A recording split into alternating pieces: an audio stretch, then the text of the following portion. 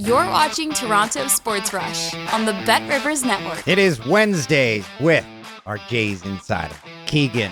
Keegan, the last time the Toronto Blue Jays played the Chicago White Sox, which was a couple weeks ago, I didn't think I'd be talking to you in the middle of the next Jays White Sox series with the Jays having won 10. That's a 1 and a 0, 10 straight. It's amazing, Dan. This has been the surprise stretch of the season. In a surprising season, none of this has happened as we expected. Because if you go back to, let's say, February, March, and if you'd told me, Dan, that Varsho was out most of the year, Santander had provided zero value, that all of these stories have been happening at the same time, Vladdy was only playing good, 825 OPS type of guy, I would have said, okay, they're 15 games under 500. I'm planning my October vacation. Totally the opposite. It's incredibly impressive what they're doing right now, because it's not just one or two players on a hot streak that's carrying them and changing these games. It's everyone. It's all 26 players. It's the coaching staff. It's everybody in a uniform. And man, I'm surprised. I need to say that. I would love to sound smart and say that I predicted this coming. I didn't. It's been out of nowhere. What's the vibe like around the team? Are they just walking around like they're stuck in a dream and not really wanting to talk about it in case they might jinx something? Yeah, you get the superstition a little bit. And the moment you mention that it's a winning streak, you get a bit of this. But it's an incredibly good clubhouse right now. And most years, Dan, that's a bit of a fluff narrative. It's a great clubhouse. They're fighting for each other, blah, blah, blah. Well, some other team in baseball is fighting for one another more, and it doesn't matter. This year, I think, is different. The Blue Jays talked about this a lot in spring training, and I didn't quite see it yet at the time. And again, it's something I hear every spring. You get exhausted by that story every year, so I have a high bar for buying into that. We're finally seeing what that means, though, and we're finally seeing what it means when all 26 players buy into their role. And I think we're also seeing, Dan, what happens when a coaching staff and a roster work together perfectly, I think, at this point. And everything's clicking. That's why when John Schneider calls on any random reliever to jump into a big spot, it's just working. It seems like everything they touch is turning to gold right now. And the opposite will come. A week from now or a day from now, they'll look terrible for a little bit again. It happens. But right now, this is as good as the Blue Jays have played in a lot of years, maybe going back to those 15 and 16 teams. Is this the first time John Schneider's never had the feeling where his job is on the line? You said everything the team touches turns to gold. Yeah. They said that on the Sportsnet broadcast in regards to John Schneider at least 3 times the other day. He must feel validated, finally. Has to. I saw Schneider's on the field yesterday, Tuesday, before the game. And I said, man, I was just on the radio and they asked me about what a good job you were doing. I didn't know how to answer it because I'm not used to it. And he enjoyed that. But it's been a real flip. And nobody likes their team's manager. Look at all 30 cities. Unless you just won a World Series or unless you have one of the classic managers like a Bruce Bochy or something in Texas, like one of those real legendary managers, nobody likes their manager. Nobody does. And you're starting to see it come around from people slowly. Hey, like John Schneider's kind of doing an okay job. And if a fan base is just okay with you, that's as good as it gets. I think John Gibbons here in Toronto towards the end of his tenure, that was pretty rare. I don't think we're going to see that very often.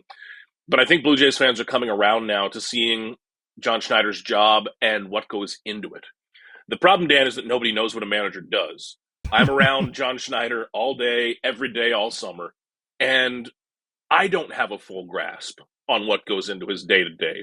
The word manager is very broad, and it's not just making decisions about the bullpen. It is handling media 2 or 3 times a day, which is an hour of his day sometimes. It is handling the coaching staff, individual player needs. How do I talk to George versus how do I talk to Vladdy? How do I talk to Gosman, et cetera, et cetera? You are a therapist at times. You're a psychologist, and it's a big job. And I don't think people, myself included, see everything that goes into it. But what we are seeing right now is pretty impressive. And you are seeing a manager who is comfortable, I think, at this point. We see that when Schneider speaks to media. Now, he's a little looser, the shoulders are a little lower, and he's himself. And I think himself is a very good major league manager. And I come back to the last point, Dan, which is that I don't think we give managers or coaches room to develop and grow in baseball and football and hockey, whatever it is. We kind of make up our minds. I hate the guy, year one. That's who it is. But managers can develop too. And the John Schneider I see right now is not the John Schneider we saw 2 years ago. Is it the Don Mattingly effect? Because when I catch a glimpse of him in the dugout, I'm like, I have to shake my head. I always have to remind myself, oh yeah, he's one of us. Is his effect felt by the entire team, or is it just a collective for the Don Mattingly effect? It's a lot of Don Mattingly. It's a lot of DeMarlo Hale in that dugout too. The hitting staff led by David Popkins, Lou Iannati. It's a really impressive group. Hunter Ments and the work he's doing with hitters. But Don Mattingly's, it's so strange for me, Dan, because I'm used to Don Mattingly being around now, the Blue Jays coaching staff. But when the Blue Jays are in New York or somewhere on the road, you see the grown men, like not like the kids looking for autographs, but the 50 and 60-year-old guys down by the Blue Jays dugout losing their minds because it's Donnie baseball. And he's very cool with it. He knows how to handle people like that. But it must be challenging for him sometimes because I see 10 times a road series. I see a security guard or a stadium staffer or somebody stopping him. He handles it very graciously, and I'm impressed by that. But there are a lot of moments where I have to remember, like, oh, that's Don Mattingly. That's one of the most beloved Yankees ever.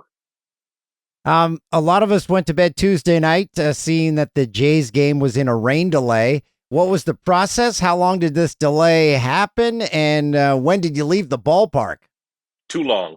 It's I think the rule is that you need to wait 30 minutes officially for Major League Baseball. I think the delay went to about 1:15, 1:20. I spent most of that complaining because why would you continue that game when it's pouring rain? Now, if this was Jays Yankees, sure, wait all night. But Jays White Sox, I don't think that those final innings were going to have a big impact on the world of baseball. So it was a downpour when we left, got lucky and found a taxi right outside the stadium and got the heck out of Southside Chicago, which is how I like to do it. But yeah, it was a bit of a long delay. I've had some crazy ones over the years. I remember 2 years ago in Chicago, we had a ninth inning rain delay, and I did not handle that one well. So could be worse. Is this a schedule because they've got the A's right after the White Sox heading into the All-Star break? This is where John Schneider, I guess, really can prove what he's worth, because you can't tell me that the guys haven't looked at the schedule and say, oh, man, you know what we could get our win streak to before the All-Star break? It's juicy, man. This is when you can separate yourselves, and especially with the deadline coming up in, 3 weeks now from the MLB trade deadline. The windows become a little shorter. I always view it, the trade deadline, August as August is like Saturday in a golf tournament. You know, you're positioning yourselves for that big final rush. And you start to look at those little windows now, 3 of them left in the season. And if you are the Blue Jays, yeah, you're looking at the Sacramento A's, and you are loving that you have them on your schedule. Now, we say that, maybe they get swept by them. We'll see. But this is a big opportunity for them because the Blue Jays will have some harder stretches after the All-Star break. They will have some more AL East play, some big-time teams. But right now, if you can move that from a 3.5 game lead to a 5 game lead, something like that around the All-Star break or coming right out of it, you're not just in a race, you're controlling the division. And again, can't believe how it's happened. But if you control the division going into the trade deadline, then there's no excuse. You've got to go all out. You've got to be aggressive.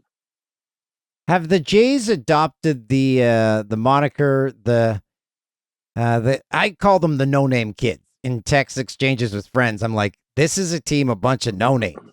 Have they taken that and embraced it? Because they can't possibly think that this this team where they go into another park and people are like, well, I know Springer. Yeah, I know Guerrera. Who the heck are the rest of these guys? Do they know that's what this lineup is? I think so. You see a lot of these lineups where the bottom 4 or 5 are Miles Straw, Leo Jimenez, Tyler Heineman, David Schneider. And everyone's like, who's that? Who's that now? Exactly. What? Who's that? In Philadelphia or New York or LA, people don't know those guys. In Toronto, of course, Blue Jays fans do. In big American markets, no, it's not happening. And that's part of the beauty of how this team's winning right now. Joey Loperfido has had a couple of those big games as well. Pitching staff is the same thing. Every reliever they call up is doing something.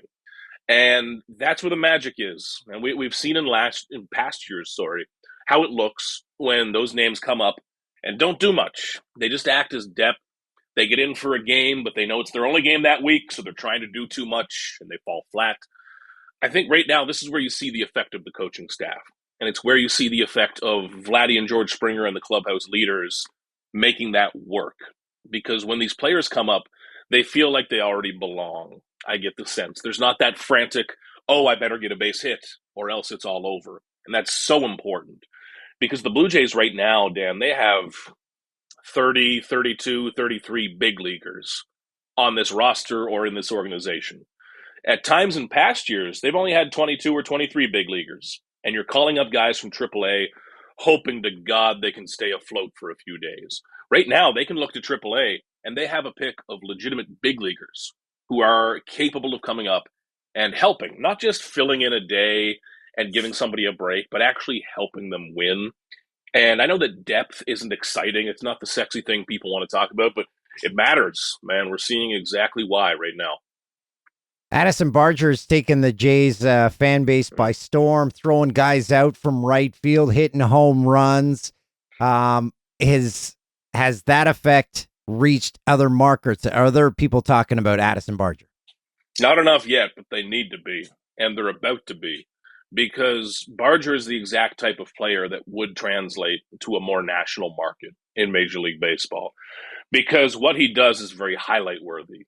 He's a guy who should and probably is landing himself on SportsCenter most nights because he's doing the most eye-popping, the wow-worthy play every single game. And Barger, more than anyone, man, if the Blue Jays can get themselves into a postseason series on a more national U.S. stage, that is the player who I think everyone else in baseball will suddenly say, holy, what were we missing? Barger is loud. Everything about him is loud and obvious. There's no subtlety to Addison Barger. The Blue Jays have some players who there's more subtlety. You need to watch them for a week or two to appreciate it. You need to watch 2 minutes of Addison Barger. Even when he strikes out, maybe his helmet's falling off, he's breaking a bat over his knee, he looks pissed. It's entertaining baseball. And the Blue Jays have missed entertaining players for a while. So I think it's not yet. I think he would be a pretty interesting dark horse, all-star derby candidate or something like that. But he's about to be a more household name. Yeah, he had an effect on me when I went down to a game a couple months ago and somehow got on the field and got into the game with no passes or credentials. But he was the last in the batting cage, and I'm like, who is this guy? Yeah. Okay, so a couple injury updates. Varsho and Santander. Dalton Varsho is running the bases, and I'm betting he starts playing in some rehab games pretty soon. So if Varsho is back, it doesn't need to be the day after the All-Star break, but before the end of July, I think everyone's happy. He's an elite defender. He adds power, simplifies the outfield. I think everything there is good. Santander is still a mystery. We've heard a lot of updates over the past few weeks. Okay, maybe it could be by the All-Star break. Obviously not. Maybe it could be end of July, but now that he's on the 60-day IL, you have to keep kind of August 1st in mind as a maybe date. But what I keep coming back to, Dan, is that Santander, his whole thing is that he's a slow starter. If you're coming back after this long on the IL, isn't that starting again? So we'll see where he is. We'll see what type of hitter he is when he gets back. In a perfect world for the Blue Jays, he just steps in and hits a home run and everything's fine. The other way this can go is that Santander comes back and struggles really badly for a couple of weeks. And that's an awkward spot to be in. So We'll see how that plays out. But as of right now, he is not swinging a bat yet, which is, I'm told, important to his eventual return. So he's kind of where I was with Max Scherzer earlier this year, Dan, where he'll be back when he's back. And it's pretty hard to figure that out right now. That's what I tell my kids when there's they're expecting a mail or something. I say, it's going to be here when it gets here. Hey, I like When's it going to get here? When it gets here. Are we there yet? And also, you mentioned the word mystery with Santander, so maybe you can get in his ear that his new walk-up song, Sarah McLachlan, Building a Mystery. I like it. I like it. I need these Thanks, guys friend. to refresh their walk-up songs more often anyways. You're in Chicago, so make sure you put lots of ketchup on your hot dog. Have fun. You got it, Dan.